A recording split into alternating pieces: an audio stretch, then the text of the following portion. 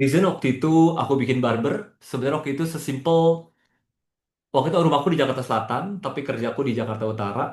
Dulu barber tuh udah cukup common di anak-anak Jaksel gitu ya buat potong rambut. Cuma di Jakarta Utara tuh belum ada. Jadi waktu aku kerja di Astra, itu 2 minggu sekali pulang baru potong rambut gitu. Saking di Jakarta Utara nggak ada. Nah, sebenarnya alasan simpel itu aja bikin kenapa nggak bikin aja di dekat kantor. Waktu itu bikin Kelapa Gading. Nah, bikin itu pun juga belum tahu konsepnya mau seperti apa gitu yang aku lakuin. Bikin langsung aja sewa ruko gitu. Sewa rukonya baru deh mikir mau ngapain, cari pegawainya di mana dan konsepnya seperti apa gitu ya.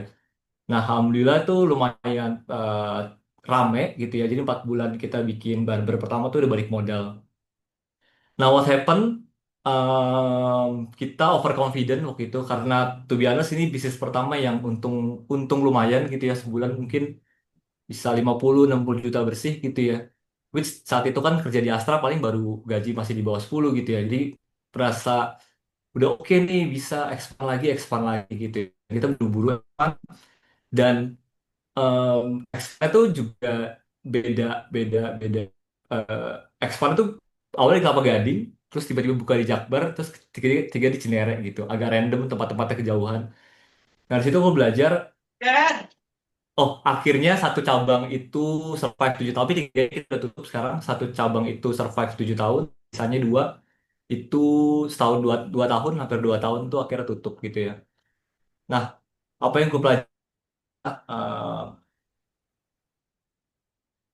make sure dulu bisnis yang kita punya pertama tuh secara sistem udah proper gitu ya. Jadi ketika kita expand, udah ada blueprint yang bisa dipakai. Terus yang kedua yang aku pelajarin lagi kenapa aku fail waktu itu untuk bikin bisnis ini survive sampai sekarang adalah to dependent ke employee. Jadi di barber itu aku nggak punya kemampuan potong sama sekali, pure, pure management, marketing.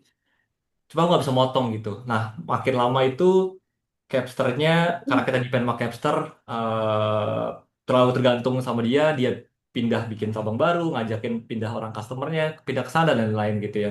Nah, situ aku belajar ketika bikin bisnis, kita nggak boleh terlalu dependent ke employee. Kemudian yang kedua, pengalamanku kedua di F&B, aku bikin martabak warisan Pak Gembus. Ini juga sebenarnya kalau ngomongin profit gitu 2 bulan balik modal. Cuma memang karena waktu itu kan martabak warisan tuh dibikin karena waktu itu ngeliat martabakku Menteng rame banget gitu. Terus mungkin 150 ribu, 200 ribu orang beli Red Velvet. Sedangkan waktu kita hitung costnya cuma 40 ribu, 50 ribu gitu ya. Waktu itu ya, ayo kita bikin gitu. Nah, cuman waktu itu tren cepat lewat, udah gitu hariannya juga relatif hektik gitu ngurusin bahan baku. Kemudian juga di sini sama bisnisnya terlalu depend sama si koki gitu. Jadi kenapa kita juga tutup lebih karena yang masaknya mau ya mau keluar gitu. Terus yang ketiga, pengalamanku di startup, dua-duanya kebetulan dapat funding, masing-masing kita dapat 100 ribu dolar. Itu hype banget, maksudnya banyak media yang liput saat itu. Cuman nggak generate profit dari hari pertama gitu. Karena kan di startup kita mainnya valuasi, traffic segala macem. But that's not a business gitu ya. Itu yang aku juga belajar juga gitu setelah 2 kali ngejalanin um, bisnis kayak gitu. Bisnis mesti gimana caranya bisa profit since day one. Nah, dari ketiga ini aku juga coba introspeksi lagi gitu. Kenapa tiga dari banyak bisnis yang aku jalanin, mungkin ini hanya sebagian yang aku share. Di luar ini banyak banget. Aku pernah bikin software house, pernah pernah punya pernah di kripto juga nge-share di Udemy itu masih ada course aku bikin kelas untuk investasi kripto. Banyak banget yang aku kerjain. Terus kenapa nggak ada yang benar-benar bisa sustain gitu. Nah, yang aku notice adalah all my past business itu driven purely by number, bukan passion gitu. Kemudian aku juga coba akhirnya introspeksi apa yang aku suka, apa yang selama ini membuatku excited, apa yang aku lakukan di luar jam kerja, which itu sport gitu. Nah, that's why apapun bisnis yang aku bikin setelah bisnis-bisnisku yang sebelumnya nggak jalan adalah berhubungan dengan sport. Aku mulai dari the court, bikin sekolah tenis gitu. Jadi dulu pun sebelum punya sekolah tenis emang sering main. Akhirnya bertahap tuh bikin sesi mabar sama teman-teman, terus bikin sesi coaching satu satu hari seminggu. Ternyata kok rame, akhirnya nambah-nambah sampai akhirnya kita punya 8 sesi per minggu, terus ada coach-coach lain, cari-cari coach lain, akhirnya punya 8 10 sesi per minggu gitu. Nah, dari the court tenis, kenapa akhirnya ke Hillside Paddle? Dari awal, pas aku jalan the court, aku memang udah pengen punya lapangan tenis sendiri sebenarnya waktu itu mikirnya. Jadi selama aku kerja di Coltiva, untungnya the court, itu tuh aku tabungin supaya punya modal buat bikin lapangan. Nah, ketika duitnya udah kekumpul, mulai mau eksekusi, padel tuh lagi naik gitu. Tuh udah gitu kebetulan juga tanganku cedera, nggak bisa main tenis. eh Nyobain padel tuh di Bali tahun 2024, 2023, 2024, 2024. Oh seru gitu ya padel. Akhirnya mulai diseriusin, hitung-hitung. Ya udah, jadi kita bikinlah lapangan padel gitu. Nah, ini hillside. Jadi bisa dilihat tuh sebenarnya yang kita jual tuh view-nya gitu. Jadi waktu awal kita coba bikin hillside, em, satu yang aku pengen adalah aku pengen bikin lapangan padel kayak di Bali gitu. Karena waktu aku main di Jakarta tuh belum seramai itu waktu tahun lalu ya. Masih cuma ada RPC, Raket Padel Cilandak di Fatmawati, ya Citos, sama Padel Pro. Nah itu kan gedung banget gitu bentuknya. Beda dengan padel di Bali ya itu bener-bener view-nya, suasananya tuh bener-bener enak gitu. Nah jadi jadi hal yang aku pengen bikin waktu Hillside, aku pokoknya mau bikin padel yang konsepnya kayak Bali gitu, yang view-nya enak. Itu nyari tempat sebenarnya hampir cukup lama sih, 6 bulan, 10 bulan itu buat nyari tempat aja yang pas gitu. Sampai akhirnya dapat tempat di perumahan, agak random, ada perumahan di Cinere yang view-nya benar-benar sesuai yang aku mau gitu. Jadi kalau bisa dilihat di sini eh, view forest-nya dan di belakang situ ada sungai segala macam gitu. Ya udah langsung suka, udah langsung proses bikin gitu. Nah, dan kenapa Cinere dekat rumah? Kebetulan juga em, kita bikin dua lapangan di sini di Hillside. Alhamdulillah di bulan kedua kita full 100% dan kita udah BEP 6 bulan. Rating juga kita di sekarang 4,9 gitu ya. Jadi ini mungkin salah satu karena memang passion juga ya suka pedal terus jadi benar-benar merhatiin banget apa yang customer pedal tuh apa sih yang dimau gitu. Kemudian, nah ini ada video, aku coba share aja.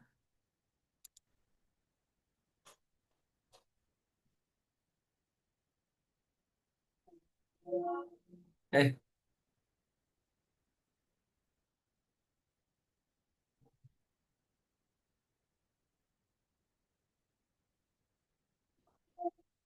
kedengeran nggak ya suara lagunya? Eh, Belum ada. suaranya nggak ada sih, Mas. Sama by the way, mukanya Mas Rangga menghilang. Cuma kelihatan lapangan doang.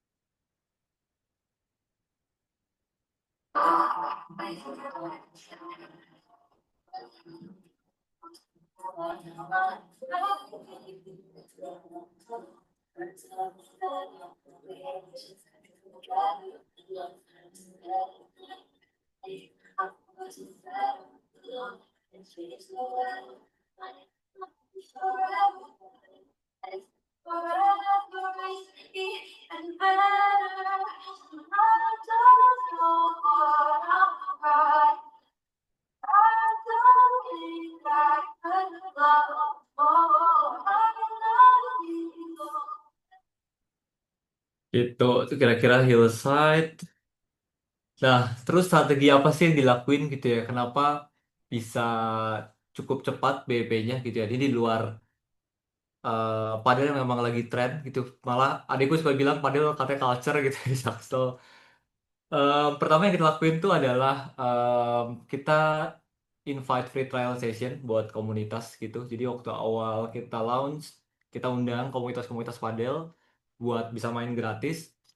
In return kita yang kita minta adalah ngasih review, terus bikin reels at kolaborator kita. Harapannya sih sebenarnya buat bisa awareness gitu orang-orang jadi tahu komunitas.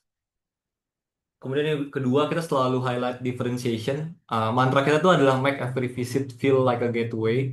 Jadi kalau bisa dilihat tadi videonya, lihat di Instagram gitu ya, banyak banget kata-kata feel like a gateway. Terus kita juga bikin tempat yang cukup asri, dan kita cari kayak apalagi yang bikin orang feel like gateway ya, ada kelapanya, ada es jeruk. Jadi bener-bener habis main tuh ngerasa ada kursi payung gitu ya, apa namanya, ayunan buat anak-anak kecil bisa main. Jadi habis latihan bisa minum jeruk, minum kelapa, segar-segar sambil di ayunan gitu. Kemudian coaching ini quite essential gitu. Jadi awal, honestly bulan pertama kita Hillside ada tuh masih nggak terlalu rame gitu, masih 40% 50%. Cuman semenjak ada coaching itu jadi lumayan rame. Karena emang waktu itu di Cinere kita lihat belum banyak pemain padel, masih banyak pemain tenis. Nah, that's why kita tuh bener-bener heavily curated banget nyari coach. Harus sertifikasi, terus kemudian orang-orangnya juga harus ada seleksi-seleksi yang kita lakuin lah buat nyari gitu. Karena spiritnya adalah kita literally mau bangun komunitas padel di Cinere dari yang bener-bener nggak bisa main sampai akhirnya bisa dan suka gitu main padel. Kemudian keempat, community engagement. Kita juga actively bikin mabar. Kita bagi per level, ada level beginner. Jadi buat orang-orang yang benar-benar baru pun nggak ada teman main tuh bisa kita fasilitasi. Ada game khusus bronze yang udah agak bisa. Ada juga sampai sesi ke silver gitu. Dan ini pun coach-coach kita biasanya ikutan main Selasa gitu. Harapannya kan lagi main, kan yang serunya mabar tuh ini kan ya, apa namanya, keep keep being challenging. Lagi main, oh udah ngerasa jago tapi kok ternyata belum belum bisa menang ya, terus nanti latihan gitu ya. Sampai akhirnya ngajak temennya. Terus kita juga ada membership buat bulk booking, jadi buat orang-orang yang komunitas em, bulk booking, commit bisa booking setiap minggu selama 2 bulan 3 bulan segala macam, itu kita ada diskon. Terus kita ada member appreciation, sama juga kita ada merchandise gitu. Merchandise ini biasanya kita kasih lagi game session, atau tiap bulan kita juga kasih reward biasanya ke member-member yang suka ngepost kita, atau yang suka sering booking main di courtside. Itu biasanya kita kasih merchandise, baju Hillside. Kemudian operational excellence itu kita lumayan strict SOP sama kebersihan sama hospitality, terutama hospitality gitu ya. Aku pengen semua karyawan di Hillside tuh kenal gitu sama customernya gitu. Itu bare minimum. Even di game session itu hostnya adalah karyawan kita gitu, bukan aku yang host atau bukan yang lain gitu ya. Karena aku pengen karyawan itu punya, karena dia akan interaksi terus sama customer gitu. Jadi aku pengen eh, kenal antara antara tim kita di lapangan sama customer. Kemudian ada additional value stream. Kita juga ada kamera recording, kemudian fotografi add-on. Jadi kalau orang mau foto-foto itu bisa lewat kita, harganya oke, dan kita juga dapat margin dari situ. Terus rental raket, terus kita juga explore apalagi yang dibutuhin gitu. Ya kayak contohnya refreshment orange juice itu juga baru ada beberapa bulan, 3 bulan terakhir gitu ya. Cuman ternyata orang ngerasa segar banget gitu, dan so far orang ingat tinggal satu, ingat sekarang ini ingat orange juice gitu. Nah, ini aktivitas-aktivitas yang kita lakuin. Kita um, ini coaching, kita ada program coaching. Coach kita ada sekarang udah ada 6 malah, ini posternya belum update. Itu ada yang emang buat ada yang junior coach buat ngajar-ngajar beginner, ada coach, ada senior coach, ada head of coach kita gitu ya. Jadi dari awal orang yang bener-bener baru belajar pun bisa, kita ada coachnya. Orang yang udah intermediate tuh kita punya Adele yang emang pro player, udah peringkat 15 di Indonesia. Jadi kita coba nyiapin coach-coach dari segala yang bisa ngebantu dari level yang benar-benar baru mulai sampai benar-benar kalau mau tambah jago lagi gitu. Kita juga bikin camp buat anak. Awalnya awalnya belum ada rencana gitu, cuma kita ngelihat banyak banget orang tuanya tuh bawa anaknya datang ke situ. Cuma anaknya nungguin main tab, main ayunan, minum es jeruk gitu.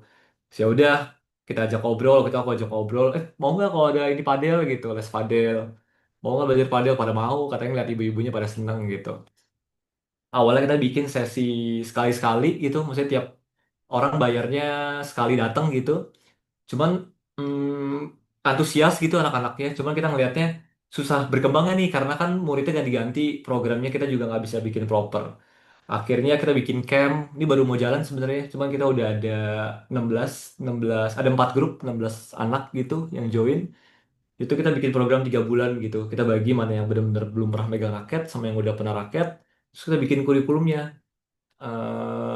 Yang beginner itu apa yang harus dipelajarin, objektif apa namanya outcome-nya apa. Kalau yang udah bisa mukul itu kita sampai mau bisa ngajarin kaca, terus bandeja mungkin itu pukulan ya variasi pukulan padel yang lumayan lumayan intermediate gitu. Ini game session yang sempat aku bilang, ini rutin kita adain. Kita lewat recall itu Rabu, Selasa, Rabu dan Sabtu untuk sesi gamenya. Terus apalagi gitu ya, kita akhirnya sekarang lagi invite coach dari Spanyol namanya Nicolas. Ini baru mulai mau ngajar tanggal 4 sampai 6 sampai 10 Oktober gitu ya, ada 4 5 hari datang gitu dari Spanyol. Reasonnya karena aku lihat teman-teman di yang sering main di Shopee kualitasnya udah pada naik gitu. Jadi aku pengen coba bawain international coach supaya makin semangat lagi gitu nanti belajarnya gitu supaya mainnya lebih bagus lagi. Ini komunitas yang kita ada gitu. Tadi as mention kita komunitas kita eh, gandeng banget gitu ya. Kita ada kalau misalnya lihat di Hillside tuh kita ada poster. Kita ada member appreciation tiap bulan tuh kita announce siapa sih yang sering post kita dan sering booking main di kita. Kita juga ada community highlight. Jadi kalau lihat di Hillside tuh kita ada satu mading gitu, isinya tuh poster komunitas-komunitas yang sering main di kita dan ada schedule-nya gitu. Jadi kita pengennya ya mereka ngerasa komunitas ngerasa Hillside tuh rumahnya mereka gitu. Terus orang-orang yang datang pun pengen ada teman main bisa lihat aja oh jam besok ada Sky Paddle nih bikin mabar. Karena mereka join gitu.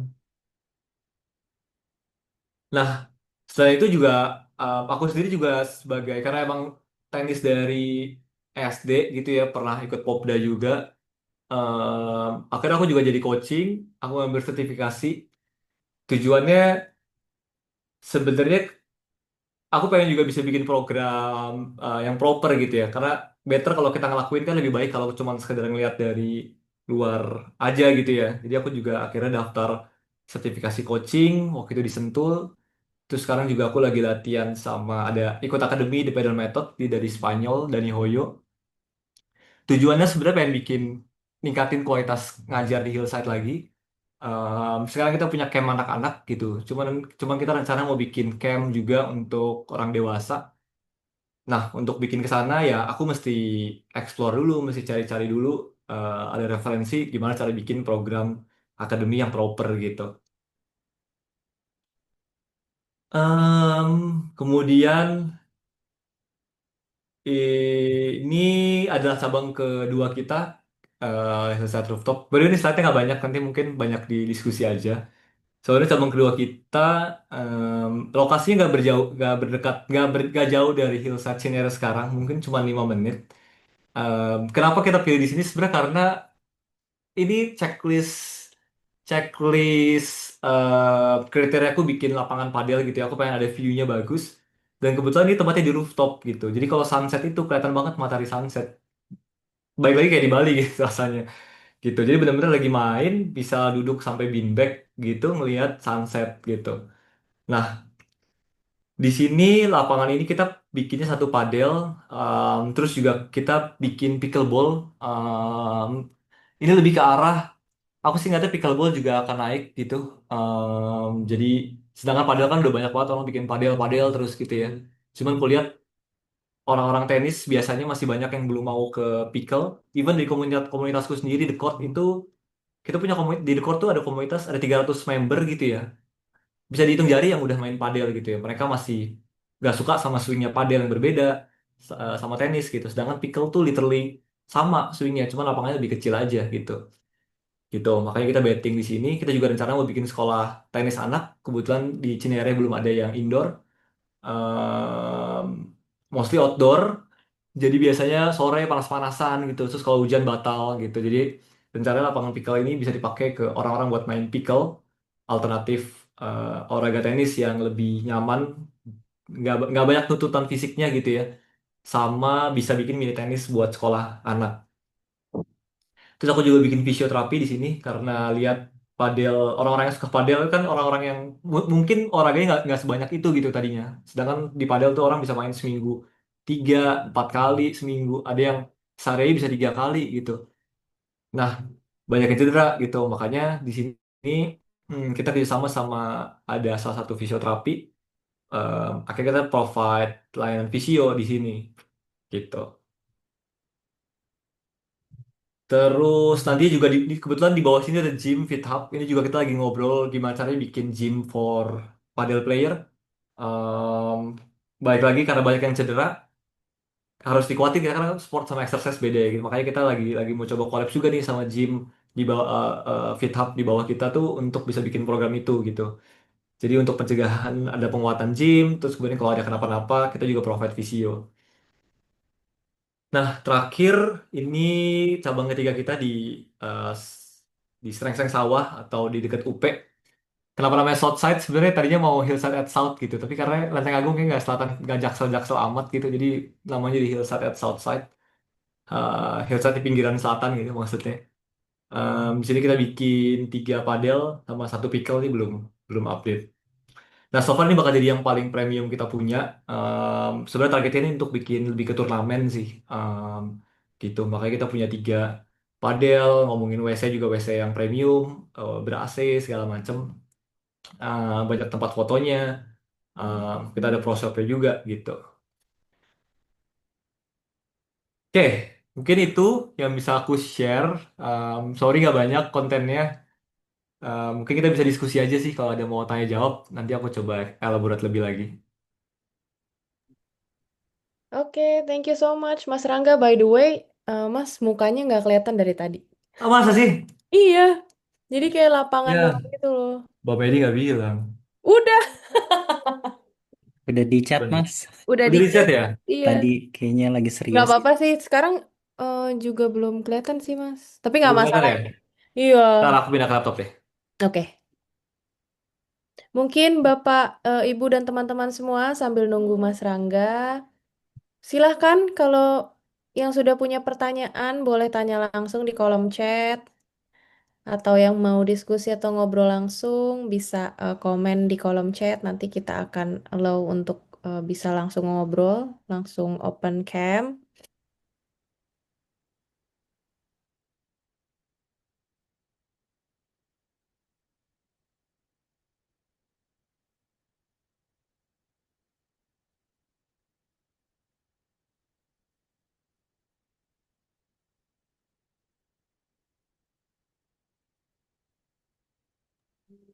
Baik, sudah ada pertanyaan yang masuk dari Bu Novi. Terima kasih.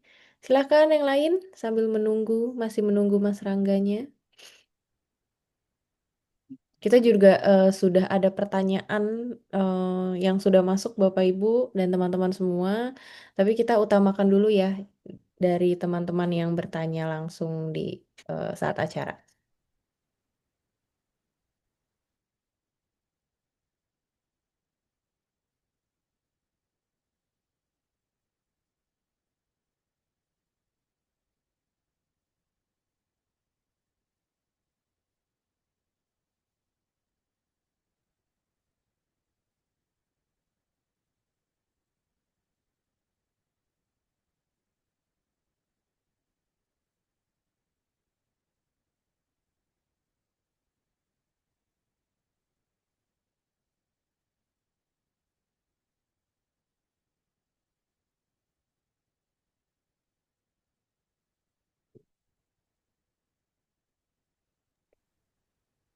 Baik, Bapak Ibu sudah lumayan ya pertanyaannya yang masuk ada 1, 2, 3, 4, 5, 6.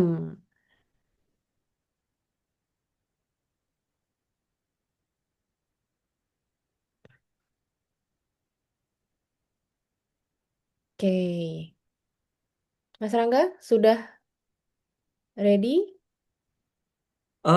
Sebentar. Oke.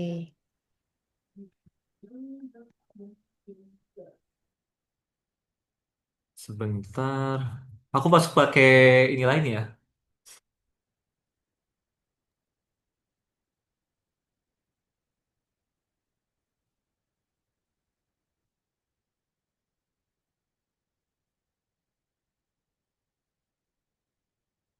Tapi nggak apa, bisa langsung Oke, aja deh. langsung aja ya. Eh, Iya. ya, Mas Rangga, mungkin kita bacain dulu dari pertanyaan yang masuk ke saat Zoom ini ya. Jadi pertanyaan-pertanyaan yang sebelumnya mungkin itu belakangan. Ya. Oke, mungkin pertanyaan pertama ini ada dari Bu Novi ya. Pertanyaannya adalah, malam Mas mau tanya lokasi sebaiknya dekat ke perumahan atau di daerah bisnis dekat perkantoran? Oke. Lebih bagus mana? I think sebenarnya dua-duanya tuh sub segmen yang berbeda gitu ya. Kalau kalau aku so far di perumahan itu banyak banget pagi siang itu tuh ibu-ibu biasanya nunggu anaknya antar sekolah. Kemudian siang ke sore banyak entrepreneur yang emang nggak kerja kantor buat datang.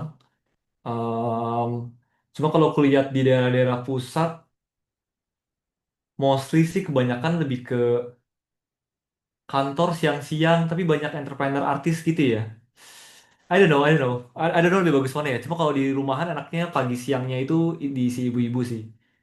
Yang biasa nunggu sekolah. Biasanya kan aktivitasnya kalau nggak di kafe, nge-gym gitu. Nah sekarang mostly pada pindah ke padel. Oke. Oh iya, Mas Rangga boleh di stop share dulu. Oh ya, can.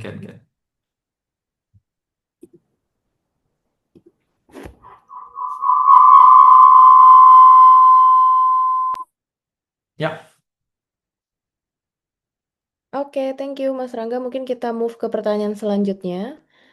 Pertanyaan dari Ibu Flo. Mau tanya, estimasi biaya lahan sewa dan investasi infrastruktur, CAPEX dan OPEX sebulan seperti di Hillside, Southside sekitar berapa? Silakan. Em, hmm, Kebetulan aku agak agak beda-beda gitu juga ya. Di cabang pertamaku itu kebetulan total aku bikin dua court itu di 1,5.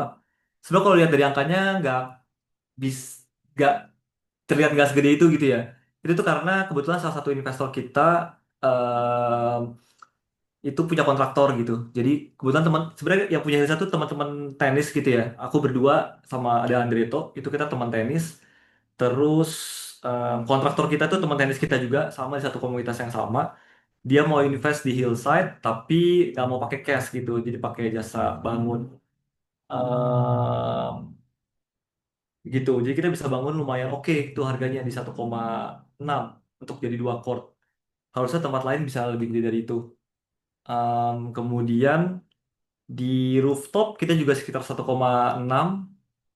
Enaknya adalah karena di rooftop itu atapnya udah ada gitu. Atapnya udah ada buat pickle. Kita cuman ngerenov bagian uh, nge- ngecat bikin lapangan pickle, bikin fasilitasnya sama padelnya. Padelnya kita bangun sendiri tuh dari court sama atapnya gitu. Di Southside yang agak gede, di gede, Southside itu karena kita bangun 4 lapangan dan dari tanah benar-benar kosong banget, itu kita habis 3,5.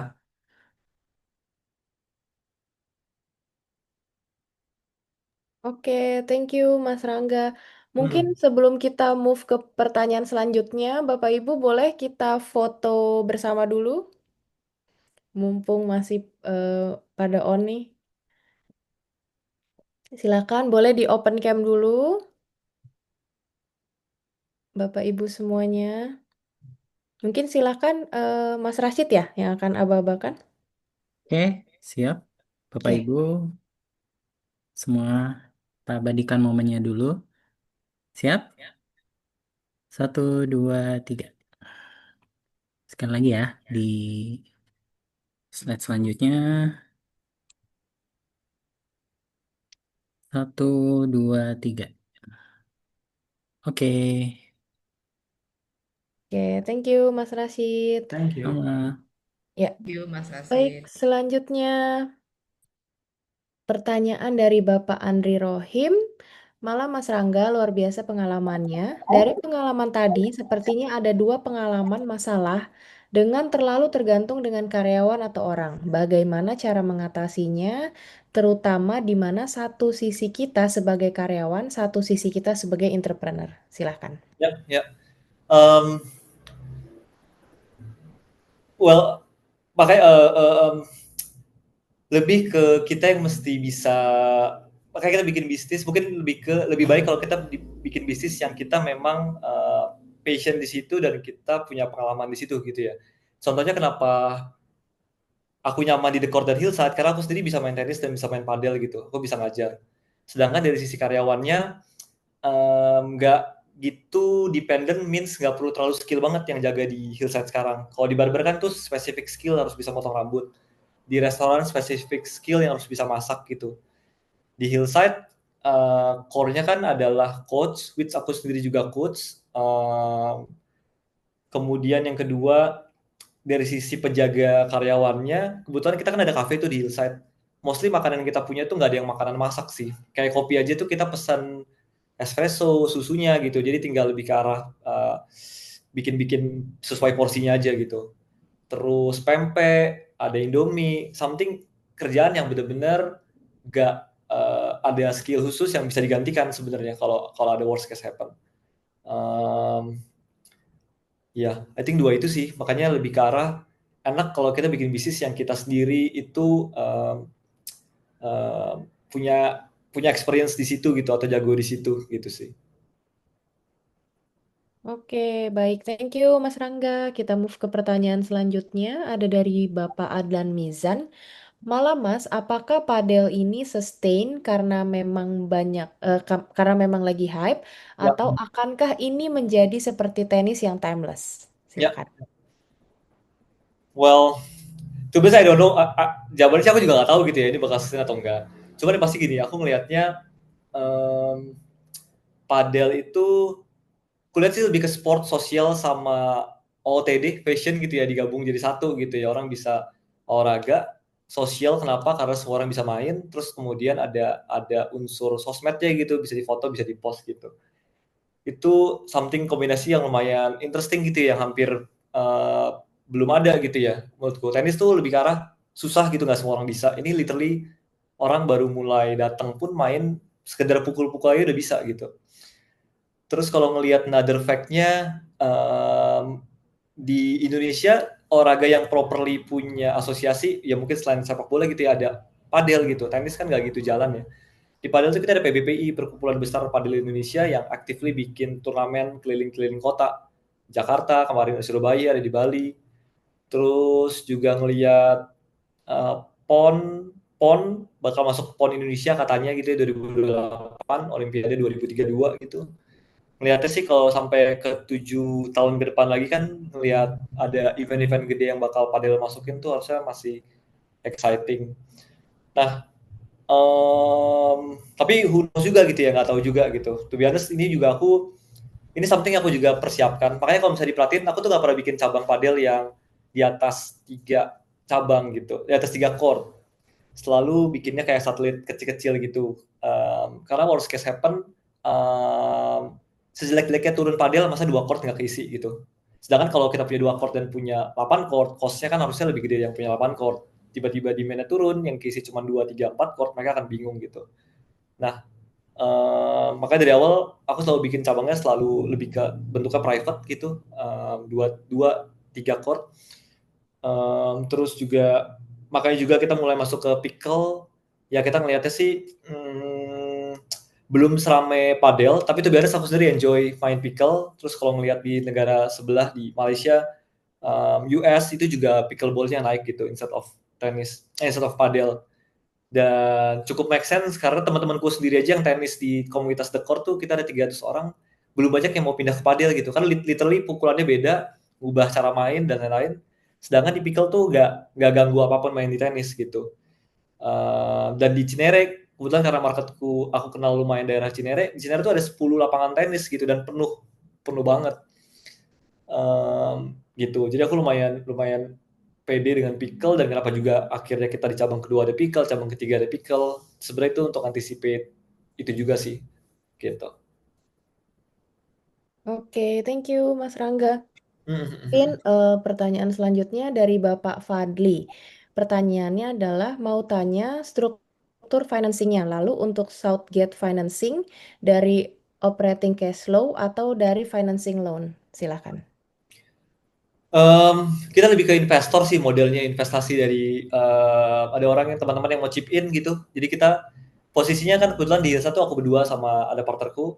Kita sebagai operator kita bilangnya. Jadi setiap waktu kita bikin cabang pertama ya kita bawa konsep. Nih kita mau bikin kayak gini, butuh modal sekian, mau invest nggak gitu. Kebetulan di yang cabang pertama teman-teman, mostly sih teman-teman tenis semua sih. Waktu di the court itu gitu ya.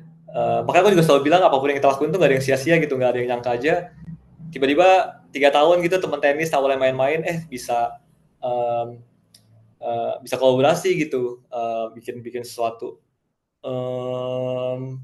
Modelnya gimana? Kita tuh profit sharing, tapi kita ada charge management fee lah gitu. Ada yang per bulan, ada yang nanti dibagi sekian persen dari profit, net profit di bawahnya.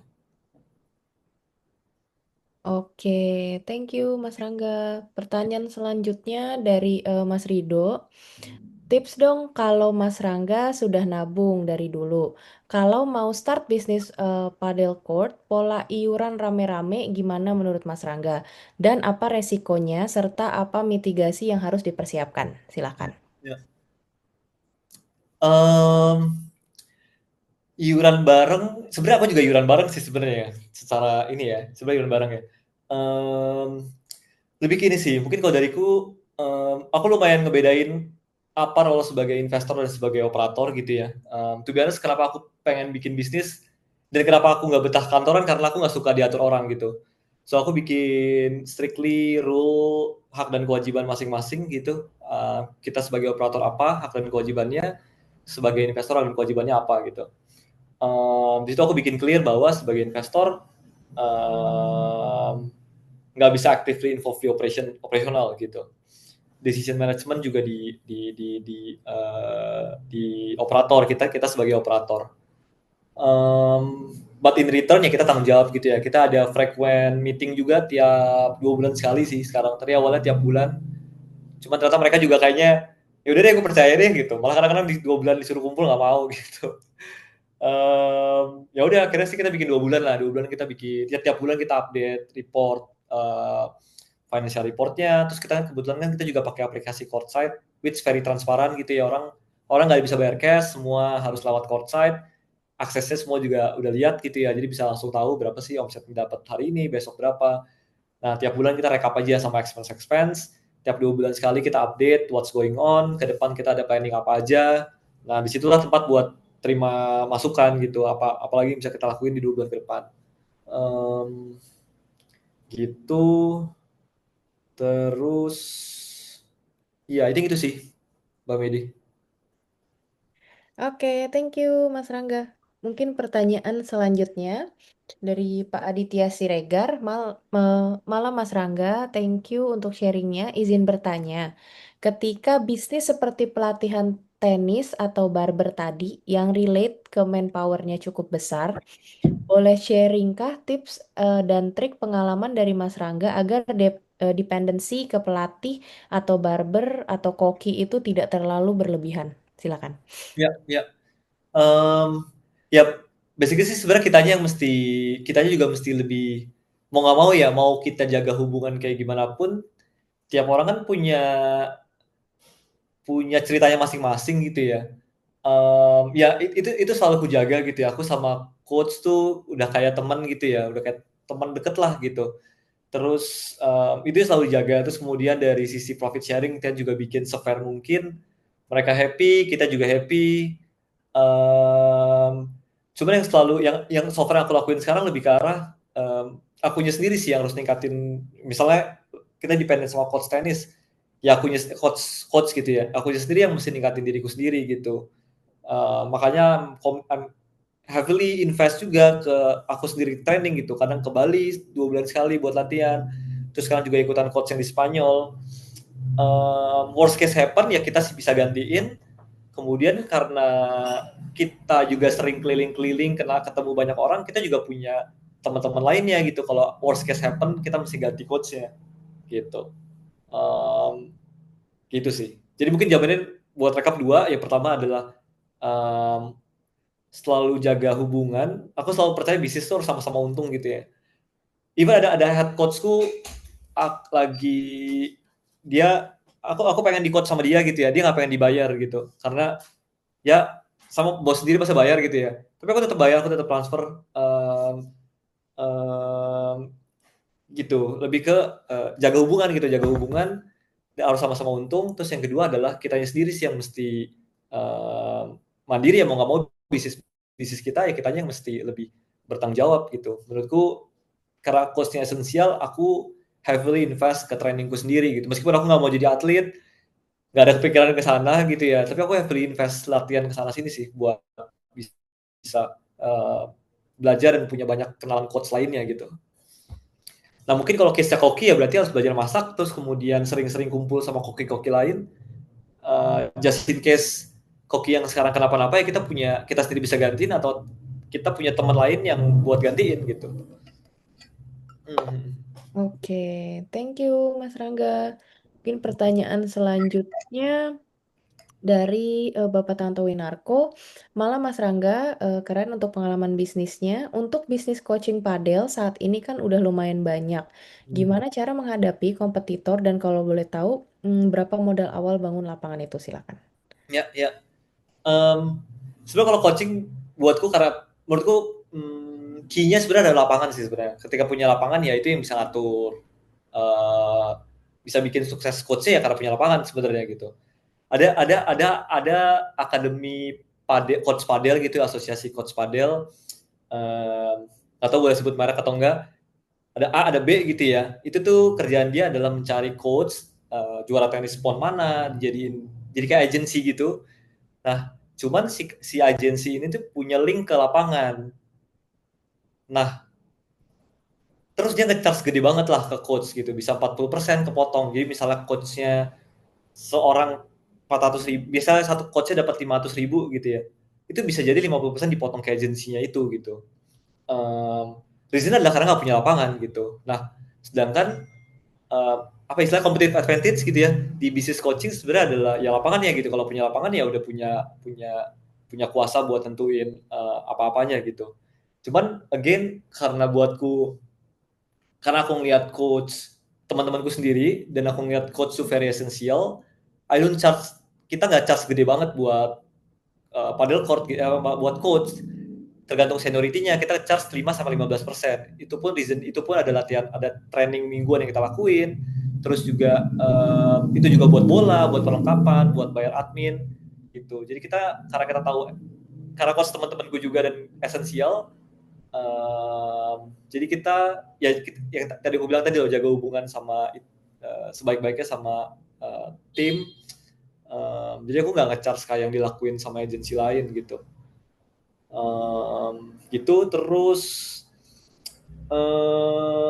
disiplin gitu ya, mungkin ya disiplin bikin improve diri gitu. Aku tuh ngewajibin buat semua coach di kita tuh latihan tiap minggu bareng gitu. Jadi setiap minggu tuh kita ada sesi ganti-gantian, si coach A hari ini ngajar, kita jadi muridnya. Minggu depan lagi coach B ngajar jadi muridnya gitu. Terus kita juga bikin kurikulum bareng nih. Sebenarnya kurikulum anak tuh kita bikin bareng, terus kurikulum dewasa nih yang tadi aku sempat bilang kita lagi bikin juga gitu. Cuman aku lagi mau dapat referensi dari The Pedal Method yang aku lagi ikutin tuh, yang coach dari Spanyol. Nanti kalau itu udah ada kita bikin kurikulum bareng. So basically terus improve sih sebenarnya programnya seperti apa yang dimau sama ya terus improve gitu ya, tiap minggu latihan terus bikin kurikulum. Oke, thank you Mas Rangga. Mungkin kita next ke pertanyaan selanjutnya. Nah ini cukup oke nih Mas pertanyaannya karena mengingat lapangan padel sudah sangat banyak. Jadi ada pertanyaan dari Bapak Raffi Wahyudi. Halo Mas Rangga, bagaimana diferensiasi bisnis saat semua bisnis identical seperti padel? Silakan. Ya, gimana diferensiasi? Oke. Kalau misalnya aku sih di set lebih ke itu sih ya, dari tempatnya sendiri, aku selalu mencari view-view yang menarik. Yang ketiga tuh view-nya danau gitu, jadi another unique place lagi gitu ya. Pertama ada hill, kedua ada sunset, ketiga ada lake gitu. Jadi dari sisi itu tempatnya sendiri gitu ya, tempat yang view-nya menarik. Terus yang kedua coaching, menurutku coaching tuh quiet crucial. Itu sehari itu dari satu lapangan itu ya, dari jam 6 pagi sampai jam 10 malam kan ada berapa jam sih? 16 jam ya. Itu tuh 8 jam bisa keisi coaching sendiri gitu ya. Terus yang ketiga keramahan di engagement, ada hubungan personal sih ya. Makanya kita komunitas kita benar-benar jaga banget. Karyawan benar-benar kita ingetin banget bahwa jaga hubungan itu penting. Kayak tadi aku bilang, aku pengen semua karyawan tuh kenal sama customer di Hillside gitu ya, say hi, ngobrol gitu.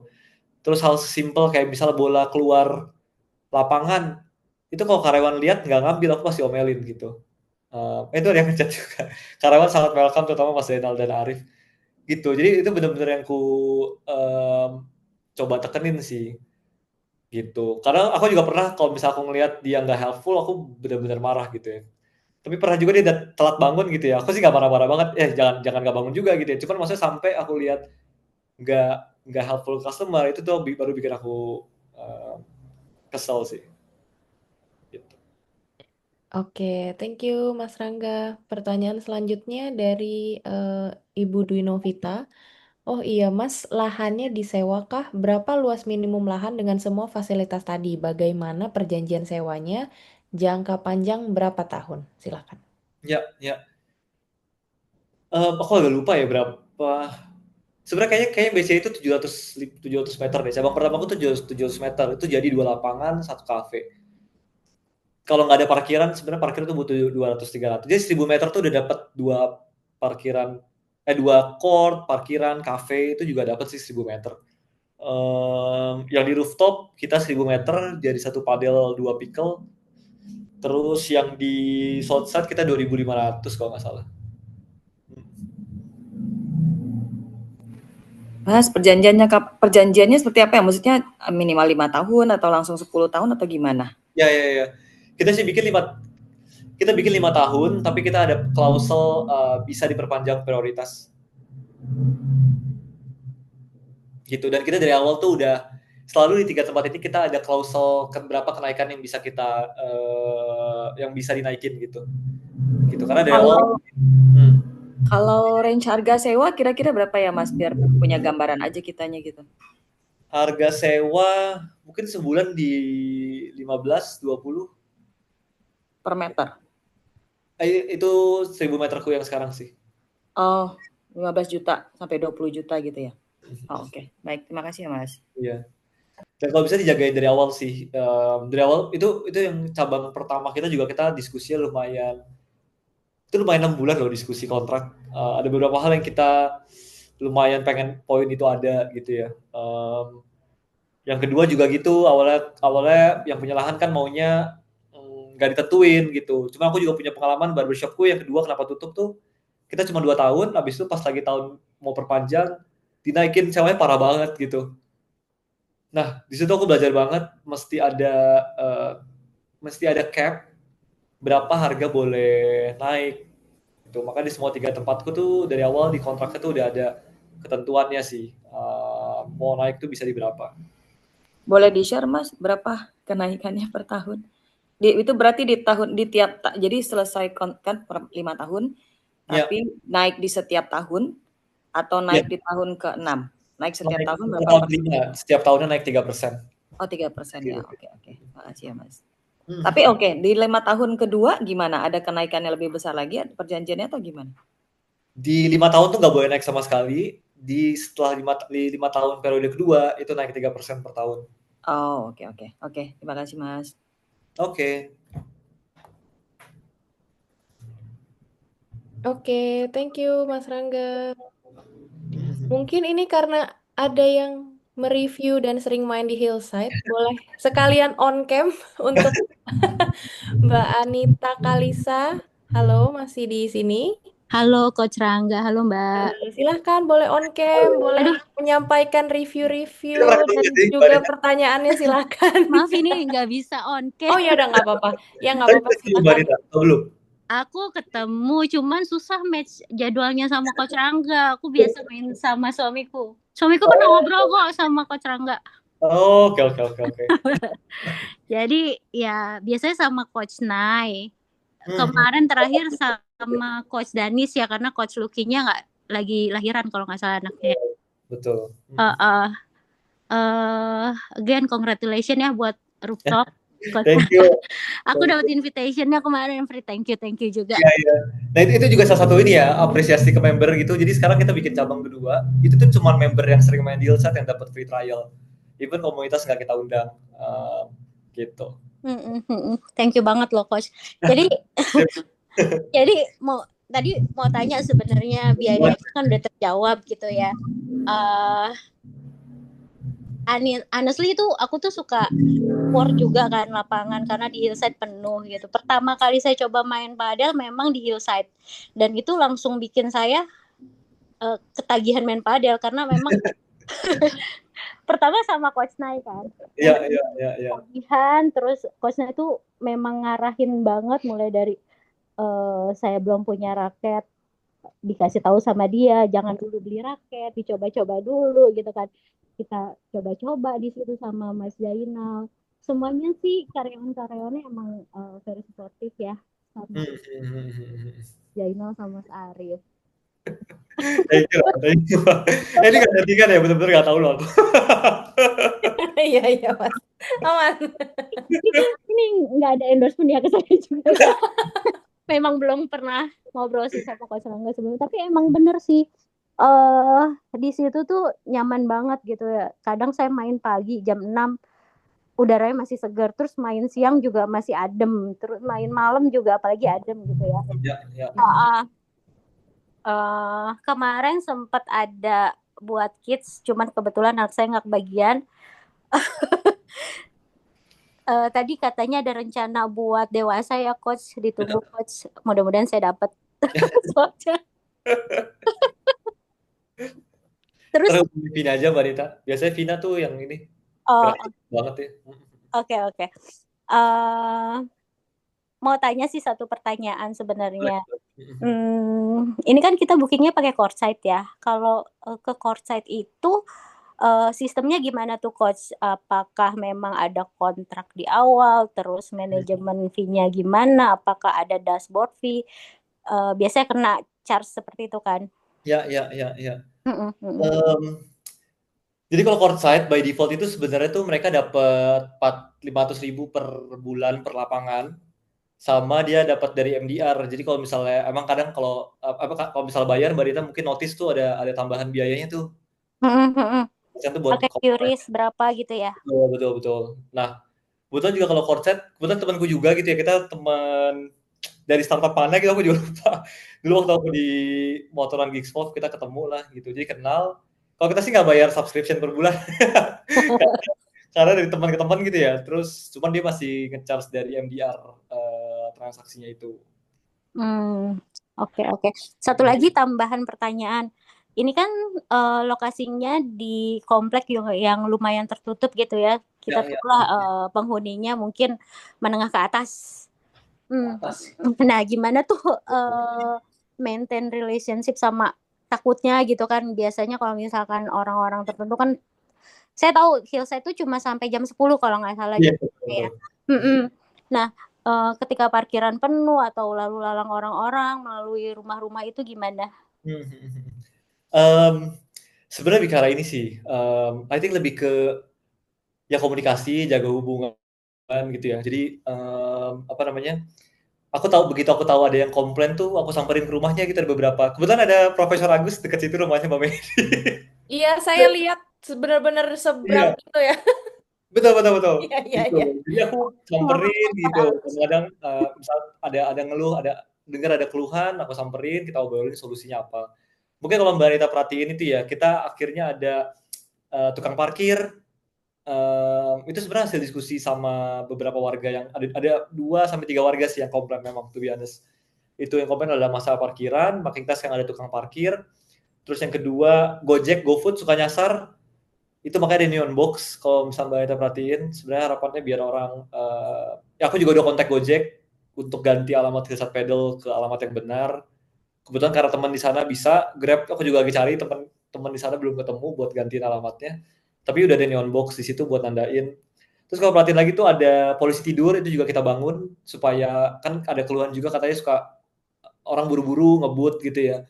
Kita bikinin polisi tidur. Sebenarnya lebih karena komunikasi sih menurutku ya. Ketika ada komplain ya do something, jangan lama-lama, terus update, jaga hubungan gitu. Kebetulan juga depan rumah tuh ada yang bagi bangun juga komplain, pernah datang marah-marah gitu ya. Sekarang sih kita ada WhatsAppan sih, apa-apa ngobrol, sharing. Ternyata dia punya bisnis fitness center, gitu sih. Sebenarnya lebih gitu sih. Mungkin jawabannya adalah ya begitu ada isu ya segera diselesaikan gitu, jangan dipending-pending. Ya itu sih. Oke, thank you Coach Angga. Ya. Sukses terus Coach. Thank you. Nanti aku coba ngobrol ya kalau ketemu. Oke. Thank you.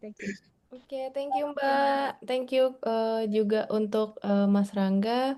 Mungkin kita move ke pertanyaan selanjutnya.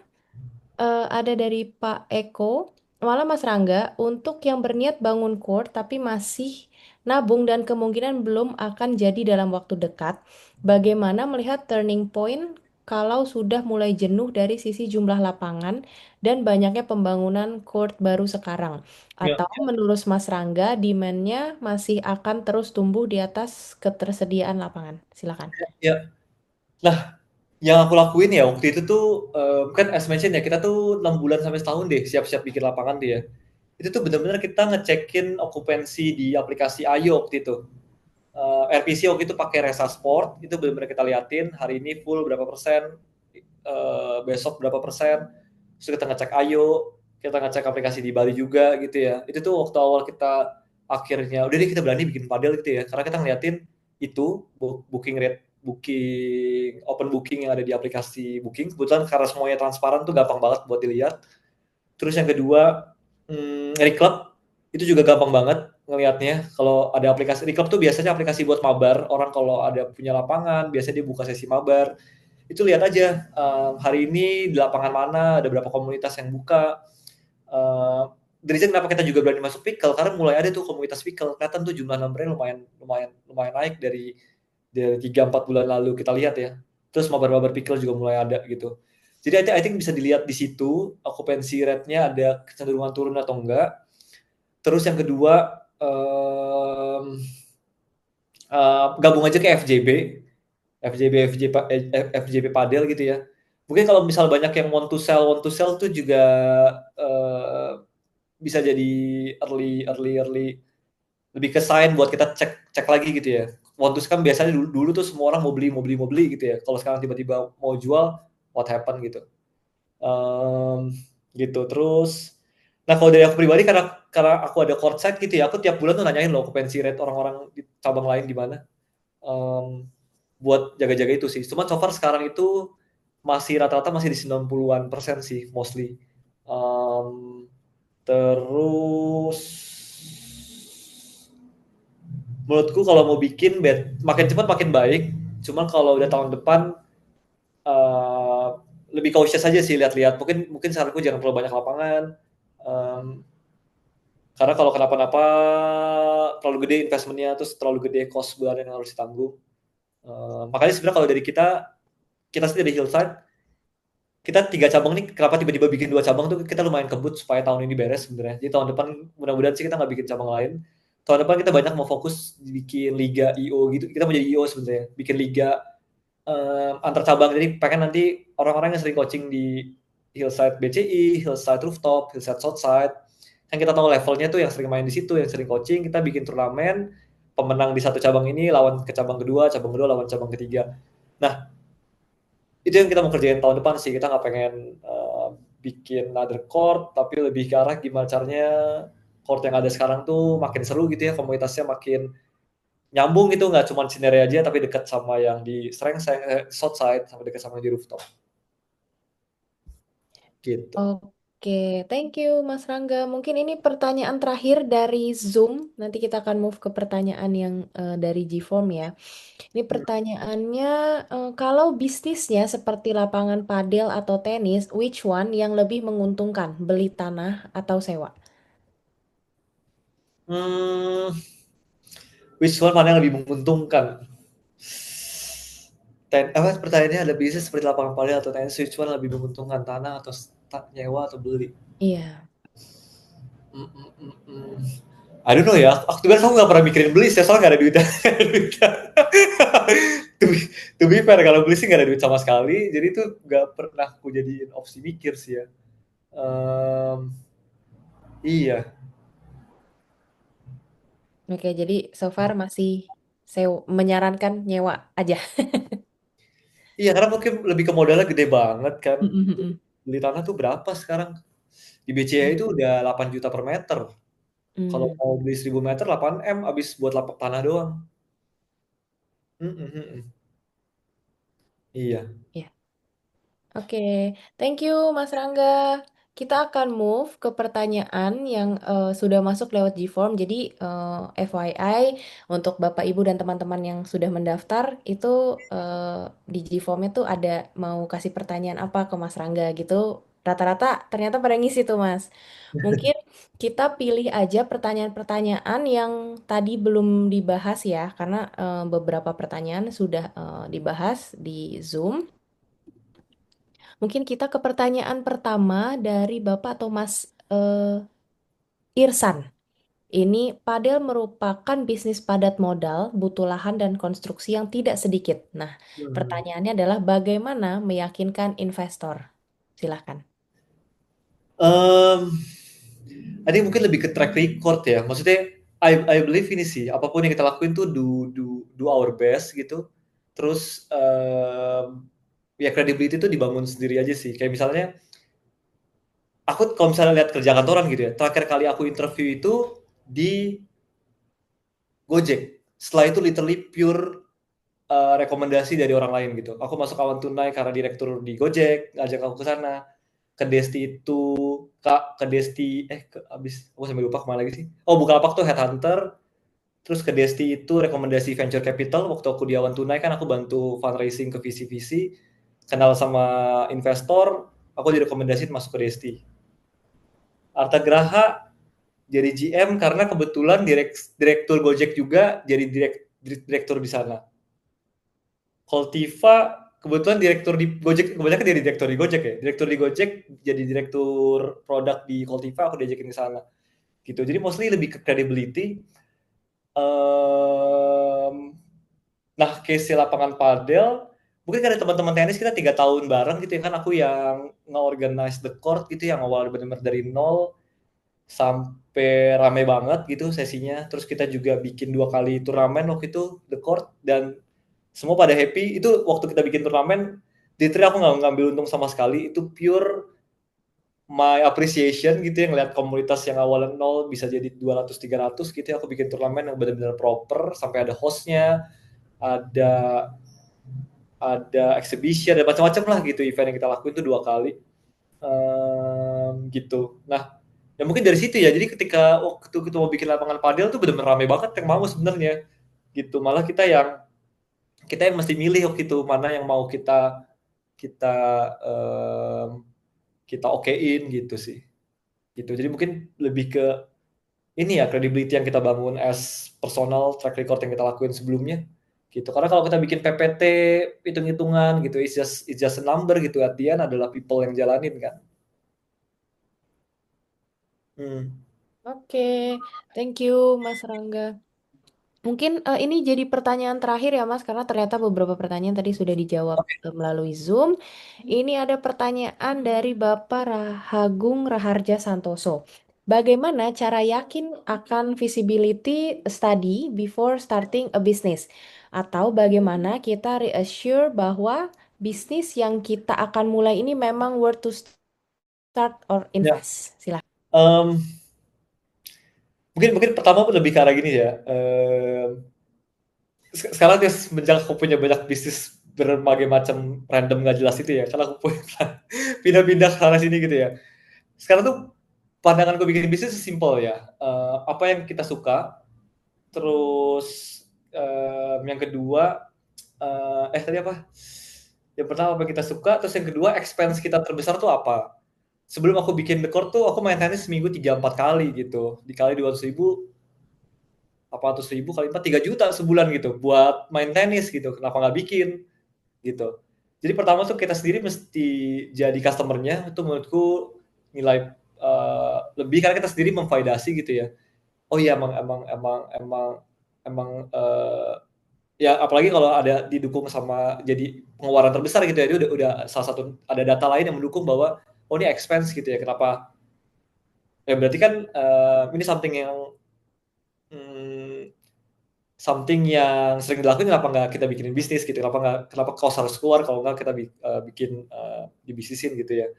Terus yang ketiga forecast, ini pun aku juga belajar dari Prasmo juga nih. Prasmo kebetulan aku lulusan finance keuangan, bikin forecast itu lumayan stretch asumsinya sih. Jadi kan tadi kita udah punya data dari ngecekin reclub, booking gitu ya, kita tahu okupansinya berapa, terus cost. Mungkin kalau bisa diperhatiin tuh Hillside itu cuma ada 3 karyawan loh, dengan itu pretty minimize dibandingkan tempat-tempat lain. Yang aku tahu tempat lain itu punya berapa? 10, 15 gitu. Kita lumayan efisien sih gitu untuk manpower sendiri. Nah, bisa dituangin di angka forecast, kita put okupansinya sejelek yang kita yakin jelek, sepesimisnya gitu. Kalau misalnya BEP-nya bisa under 1,5 tahun, karena aku kalau di atas bisnis di atas 1,5 tahun, aku nggak sama sekali gitu ya, mendingan cara yang lain. Ya udah gitu, udah masukin angka pesimis tapi masih di bawah 1,5 BEP-nya, itu aku berani masuk. Oke, thank you Mas Rangga. Ini terakhir ya, ada yang masuk ke komen Zoom dari Rasya Andika. Thank you Mas Rangga untuk insight-insightnya. Kebetulan saya pernah coaching sama Mas Rangga 2 kali di Hillside, tapi baru tahu kalau Mas Rangga alumni Prasmul juga. Next kalau coaching pasti ngobrol-ngobrol. Kebetulan lagi proses membangun lapangan padel juga. Oke. Ini rahasia badminton bukan sih? Oh, Nah, beda ya? silakan boleh on cam atau open mic. Sorry, bukan Rasya. Alah ya. Eh, Ya ampun Mas. Udah 2 kali Mas, ternyata gue baru Ingat nyadar ya kalau langsung.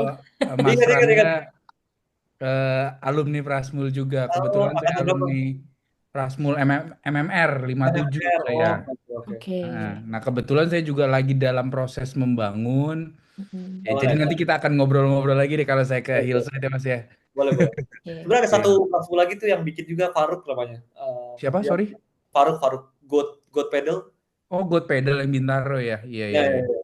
Iya. Oke. Kalau saya bikin kebetulan di veteran, tapi itu juga cuma 3 lapangan. Ya juga kita menggalang investor. Kebetulan saya ini backgroundnya konstruksi, jadi saya bangun sendiri. Itu lebih enak lagi Itu. tuh. Kalau saya, jadi ceritanya Marginnya lain-lain jauh deh. banget soalnya. Mm-mm. Kenapa? Marginnya jauh banget kalau ke kontraktor Iya. profesional gitu ya. Hmm. Mendingan teman atau sendiri tuh udah enak banget ya. Iya, betul. Siap, terima kasih banyak Mas Rangga insight-insightnya. Oke, thank you Iya, lagi Mas. iya, Mas. Oke, mungkin Mas Rash, ini panggilan Mas Rasya? Rasyad, iya. Iya, Mas Rashad, kita di Prasmul kita punya SIG atau Share Mhm. Interest Group juga. Mungkin Mas Rangga udah join ya. Ya, Jadi ya. kita punya macam-macam sport, ada padel, tenis, Oke. badminton dan yang lain-lain. Kita punya SIG padel. Iya. Gitu. Jadi nanti Mas Rashad kalau misalnya mau join, kita akan masukin ke SIG Padel. Biasanya kita akan ada maba rutin tuh. Jadi nanti as a Jadi yang main ya alumni-alumni Prasmul juga, community, bisa saling ngobrol. Rata-rata juga pada punya lapangan padel, ternyata anak Prasmul banyak banget ya punya lapangan padel. Jadi nanti bisa ngobrol di situ, saling tukar pikiran dan segala macam gitu sih. Jadi buat Bapak Ibu dan teman-teman semua juga informasi karena di sini mostly banyaknya alumni Prasmul ya. Kita tuh banyak SIG, salah satunya padel dan tenis, badminton, lari. Banyak sekali sih ada 30 gitu. Jadi bagi Bapak Ibu nanti yang tertarik boleh DM aja di Instagram kami alumni Prasmul. Jadi nanti kita bisa invite dan Bapak Ibu bisa saling ngobrol as a community dan sesama alumni gitu sih. Oke. Siap, terima kasih Siap. infonya. Itu Iya. saya juga Prasmul juga tuh, nanti ngobrol bertiga. Coach Nadia Siap. Dewi itu anak Prasmul. Oh Siap. iya, nanti boleh di-invite juga. Udah di-invite belum, Mas? Ke Aku udah grup. invite, kemarin mau invite harus admin ya kayaknya. Oh ya udah, oke. Nanti akan saya invite. Ya. Oke, baik. Mungkin terima kasih terakhir ya tadi dari Mas Rasyad untuk pertanyaannya juga. Terus, oke, mungkin ini Bapak Ibu ada informasi juga untuk sesama alumni.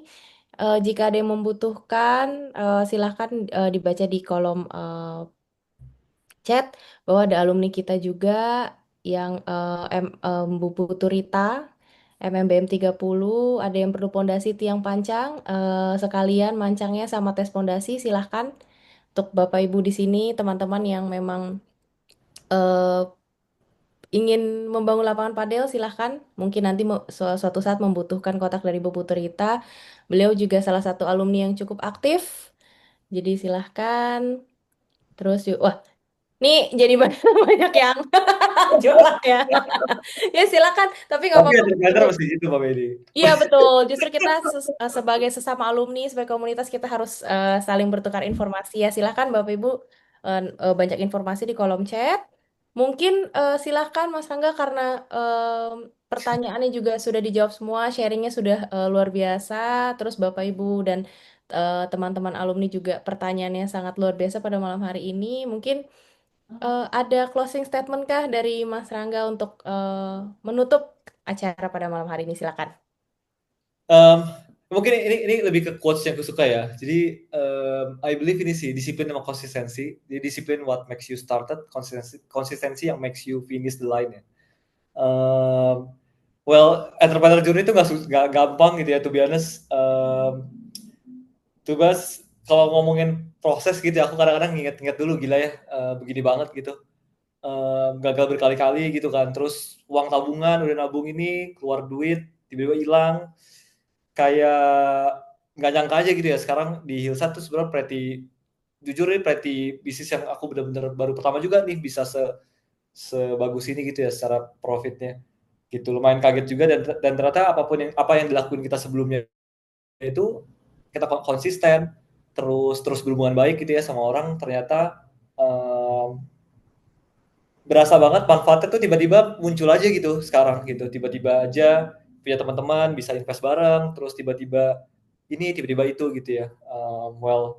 So mungkin tetap lakuin yang terbaik dimanapun itu, terus bangun network, bangun koneksi, coba terus even though nggak jalan, coba lagi sampai akhirnya insya Allah nanti akan jalan dan berhasil sih. Oke, baik. Thank you so much, Mas Rangga, untuk sharingnya pada malam hari ini. Terima kasih atas waktunya, ilmunya juga, pengalaman-pengalamannya yang bisa jadi pembelajaran untuk teman-teman semua di sini. Terima kasih juga untuk Bapak, Ibu, dan teman-teman alumni yang sudah hadir pada malam hari ini. Terima kasih untuk mungkin Bapak Ibu yang ingin tahu update nanti kira-kira acara selanjutnya ada apa, kira-kira acara alumni eh, banyak seperti apa, silahkan ya untuk follow Instagram kami di @alumniprasmul.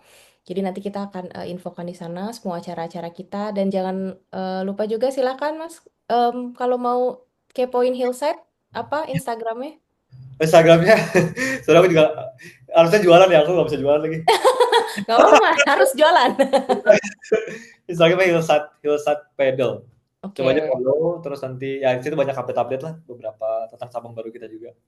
Oke, silakan ya Bapak Ibu yang terpadel-padel, silakan main ke Hillside. Memang agak nge-war, saya juga beberapa kali, baru 2 kali main di Hillside, tapi so far the best court. Kemarin juga udah sempat ngobrol sama Mas Rangga karena kita sudah lelah ya dengan macetnya Jakarta, bosan ngeliat gedung-gedung, jadi ke Hillside tuh bener-bener refreshing sekali gitu sih Bapak Ibu. Terima kasih sekali lagi Mas Rangga dan teman-teman Bapak Ibu semua. Sampai jumpa di acara-acara selanjutnya. Salam sehat selalu. Thank you Mas Rangga. Thank you, Mbak Medi. Thank you semua. Yo, thank you. Makasih, selamat malam. Malam, terima Malam. kasih.